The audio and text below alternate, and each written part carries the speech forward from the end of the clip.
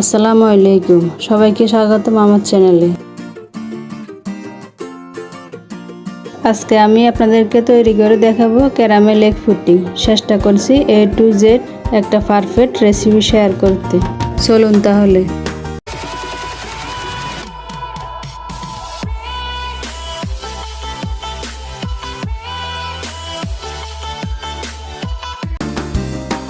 প্রথমে ঘন দুধ তৈরি করছি। এখানে আমি গুঁড়ো দুধ নিয়েছি 1.5 কাপ। 2 কাপ কুসুম গরম পানির সাথে মিক্স করে ঘন দুধ তৈরি করেছি। এটা দেখবেন যে শর্ট টাইমে তৈরি করা যায়।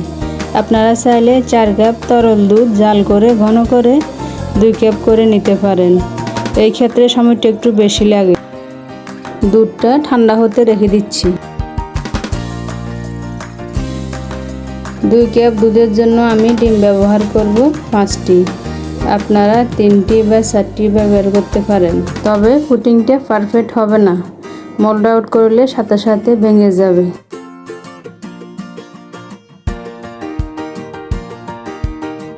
এখানে আমি চিনি ব্যবহার করব 1/3 কাপ। আপনারা চাইলে চিনিটা বাড়িয়ে বা কমিয়েও দিতে পারেন।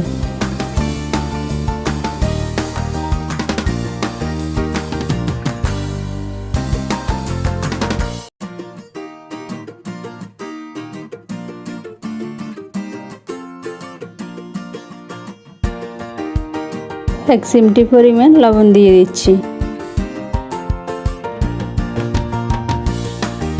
এখন এগুলো খুব ভালো করে মিক্স করে নিব। তারপর দুধ ডিম একসাথে মিক্স করে নিব। দিয়ে দেব 1 টেবিল চামচ ভ্যানিলা এসেন্স, তাতে ডিমের বাজে স্মেল থাকবে না।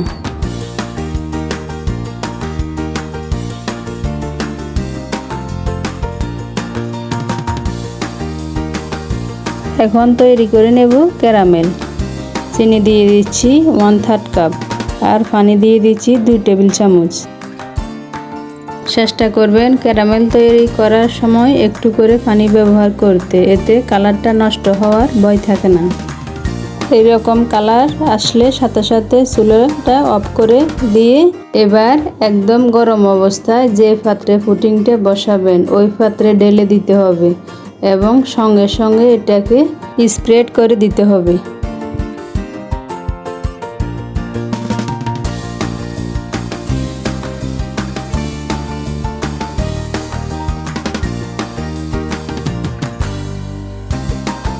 দেখেন কত সুন্দর একটা কালার এসছে, ক্যারামেলটাও সেট হয়ে গেছে।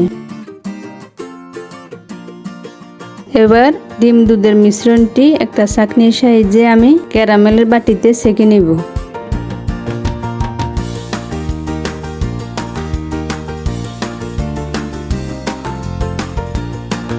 চুলায় একটা পাতিল বসিয়ে একটা স্ট্যান্ড বসিয়ে দিব। এবার এর মধ্যে পরিমাণ মতো পানি দিয়ে দিলাম।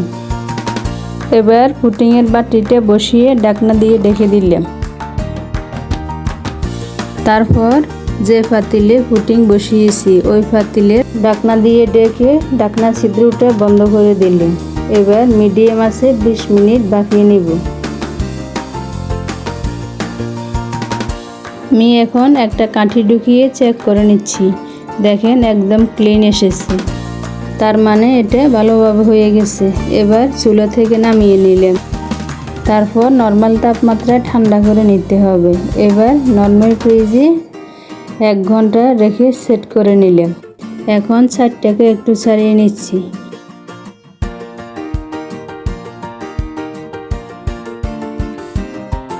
তৈরি হয়ে গেল ক্যারামেল এগ পুডিং।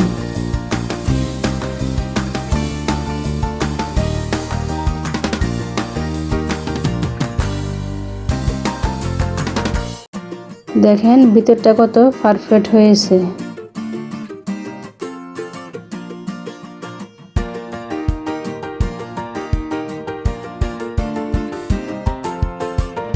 আমার রেসিপিটা যদি ভালো লাগে তাহলে আমার পাশে থাকবেন। আল্লাহ হাফেজ।